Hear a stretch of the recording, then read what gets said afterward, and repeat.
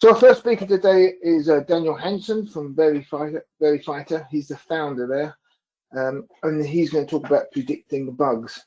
Daniel has 25 years experience as an ASIC designer, EDA software engineer, project manager from both small and large companies within the ASIC and EDA industry. In the last 3 years, he has been focused on using machine learning for automatic debug. So over to you, Daniel. Thank you. Verifyter is now Cadence. That's why I'm using the Cadence template. That the acquisition happened just a couple of weeks ago, so it's totally fresh. And this is actually the first time anybody talks about that in a conference or anything like that. So this is breaking news for you, Mike, in your sessions here.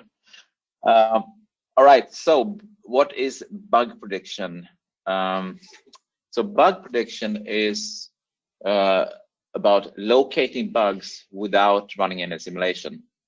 And an example is that you have 100 commits that have been checked in to the revision control system, which could be Git, the force, etc. And then some tests started to fail. And then you wonder which commits caused these test failures. And this is where you use bug prediction, where you will look at the commits and without running anything in a second, just point to the most likely commit. And the benefit of this is that bugs will be found and fixed faster using less simulation time. Okay, so let's see if I can switch slide. Okay, so where do we use it? We use it in our automatic debugger, which is Pindown. So Pindown automatically debugs regression failures, backs out just the one bad commit, makes the test pass again, and then sends out a bug report. And there can, if you have 100 commits and lots of people involved, there can be many different combinations of commits or many different root causes of these test failures. So there's a lot of things to test, until you find which backing out of code actually made the failing test pass again.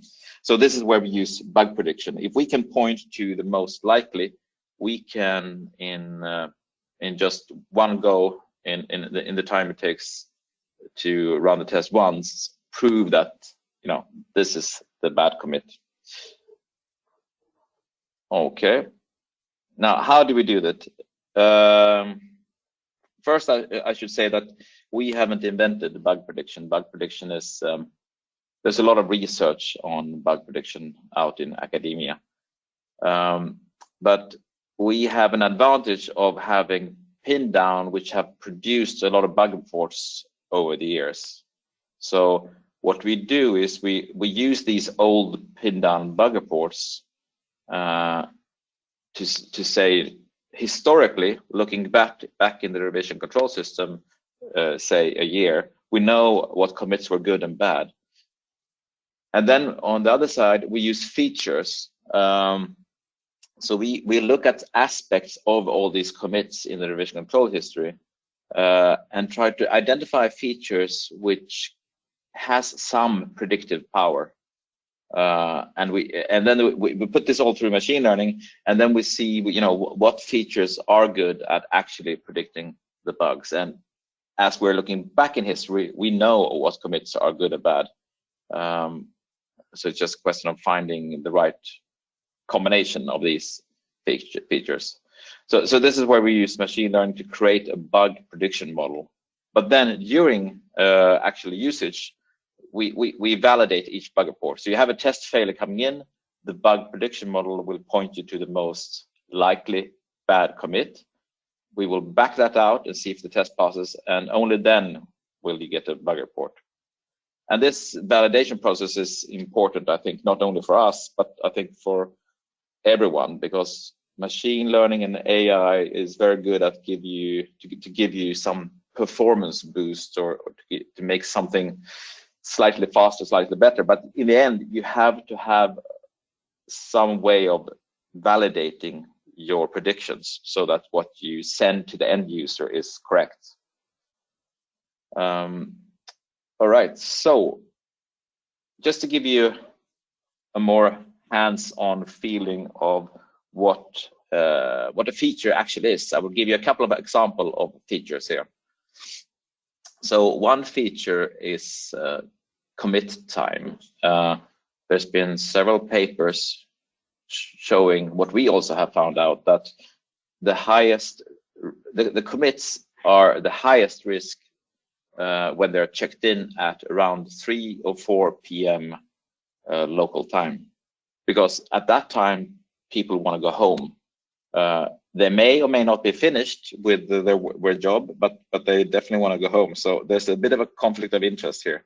Whereas if they commit something earlier during the day, it's just because they're finished. So commit time has proven to be, it's a very simple predictor, but it has proven to be a good predictor. At the same time, I should say that all these features are weak features, which is common in machine learning. So you can't use them in isolation. You have to use many of them at the same time to create a strong predictor. Related to this, we also have that Fridays are more high risk. Friday commits, then people want to see what's happening over the weekend regression run, so they tend to be lower quality than earlier during the week.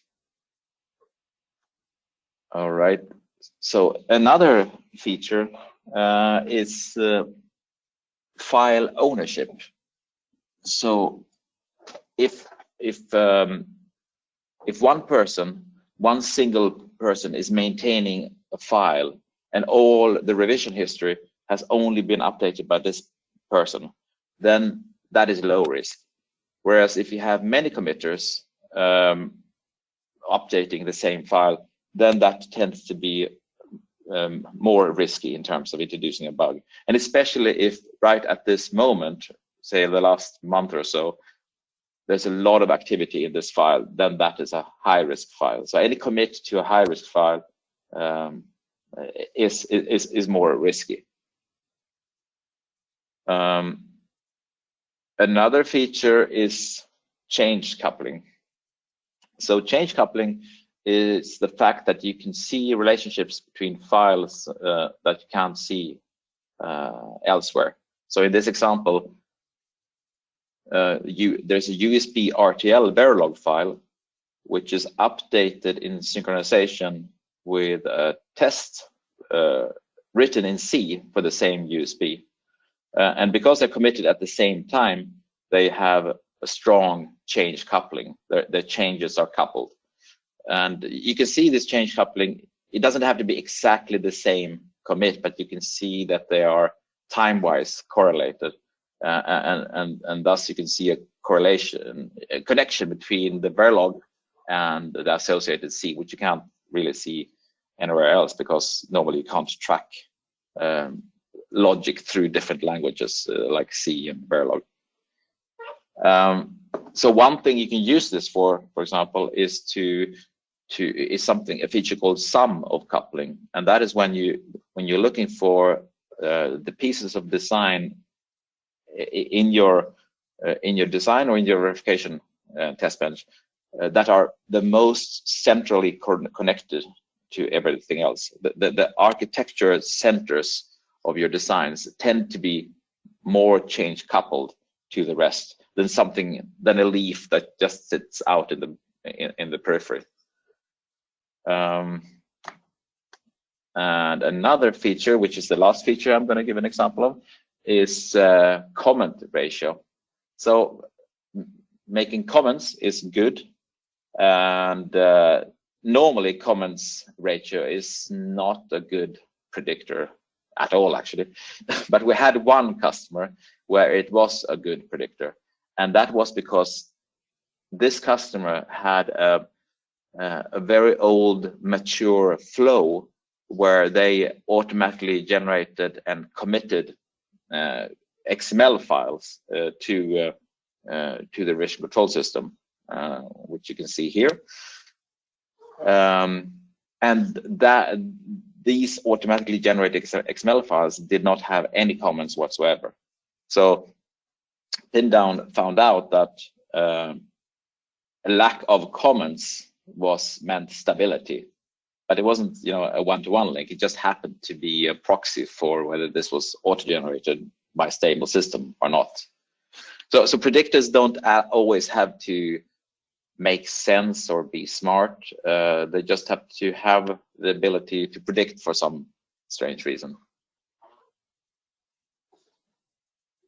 Okay, so in the end, what we got from all these weak predictors is we got 41% precision, and that should be compared to the ground truth, which is that when you look at regression bugs, normally 1 in, say, 25 commits is bad, or 1 in 30 commits is bad, or something like that. So if you have 1 in 25, that's like 4% of commits are bad. So if tests start to fail, there's a 4% chance that you will randomly point it out. Now here we have 41% precision, so that means a 10 times larger chance of actually pointing out the bad commit. So this is great for performance. But in 59% of the cases, it's actually a good commit still. So you can't send this bug report to somebody and say, hey, it's your fault. You still have to validate it, as you showed earlier. Now with the Pindown tool, what we do is we don't just guess once. We run 10 jobs in parallel on the farm, and we guess by default 3 times. And if you guess, it's like lottery. If you take more, if you buy more lottery tickets, it's the cumulative chance of winning, of finding the bad commit is much higher. So in this example, there was a 96% chance of immediately detecting the bug by saying, we know that the bug is in the top 6 risky commits. And if you imagine that you have 100 commits, if you're almost certain that it's in the top 6 commits, performance-wise, it's a much smaller problem to solve.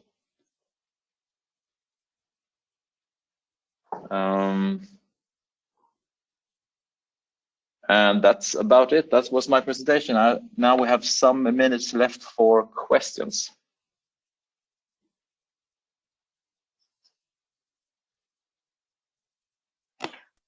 That's brilliant. Thanks ever so much, Daniel. Appreciate that. We've not had any questions through online yet, but I'm sure Mike has a few. All right. Sorry, Mike. Hi, sorry. Yeah, I muted you. Sorry. Lovely. Yeah, so we have no questions. So first of all, I guess, congratulations, Daniel, on the acquisition by Cadence. I'm sure that's going well. So do you know how much time this actually saves people, you know, on the projects from your customers? Because you say you've got a, you know, 96% chance it's in those top 6 commits. How does that actually translate into time saving, do you think? Well, it's always hard to measure, but it translates to roughly half the debug time, or a third of the debug time. So somewhere between yes, let's say half or slightly less than half the debug time, because if you don't have this precision, it will take Pindown on average 3 iterations. It has to run the same test sort of 3 times, but it doesn't in parallel, but time-wise it's 3 times.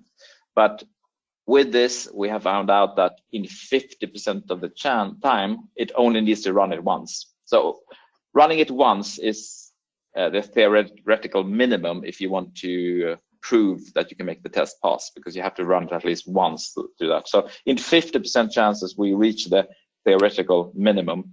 But for the other 50%, we still need to run it on average 3 iterations. So thereby you cut it down to roughly half. Okay. A question online: have any of your customers used Pindown as part of their continuous integration flow? Yes, but okay, so if you have a continuous integration flow where you have a strict gatekeeper, there is no point in using pin down, because in a strict flow, you will point out the bad commit. But you can only do that strict continuous integration for a small subset of tests, because you have to finish that within at least an hour or so. Otherwise, you will queue up commits. So pin down, where pin down fits is after the integration, not before the integration. So once the continuous integration has given a pass, people are integrated into the flow, and then they run their large nightly runs, and that's where pin down fits in and debugs the large nightly runs. Okay, got it. Okay, and can this help at all with fixing the bugs? No, we can't help with fixing the bugs, but the tool points out what triggered the failure. So backing out the trigger fixes the bug, but that trigger, in half the cases, that trigger, with the change actually was the root cause. But it could also be that the change was an update to a test case, which is valid, and now we have to change on the other side the RTL to work correspondingly. So you can't automatically fix, but you sort of know in the area why you got the trigger, and then you have to you still have to fix it yourself. So we don't replace humans in that part. Okay, it's good to know. Does this method currently analyze based on logs, or is it able to understand the dumps that come out? It does suck out statistical information from logs. Most of the features we have comes from the revision control system, but we also analyze the code and the logs and the test results. But we do it from a statistical point of view to create features, which then we can use for bug prediction. But it doesn't analyze the logs in a more semantic way. Okay. Does it work with emulation as well? Yeah, we had once actually a customer running a regression test on emulators using this. So and they use this also. So the technology is it's independent. The pin down is independent of underlying technology. You can use this for software or emulators or RTL simulations. But 90% of all customers is using it for RTL, UVM kind of simulations. Okay, and one last question is: are you looking at any other sort of metrics that would indicate where the bug lies? And for example, if a particular RTL file has had lots of bugs in the past, or any other particular, we do statistics on files, on the author, on the but it's all statistical measurements. We do stats on does this seem to be an experienced author or not experienced? So we do statistics on various things involved, but it's all statistics. Okay, that's not AI, that's just statistics. Okay.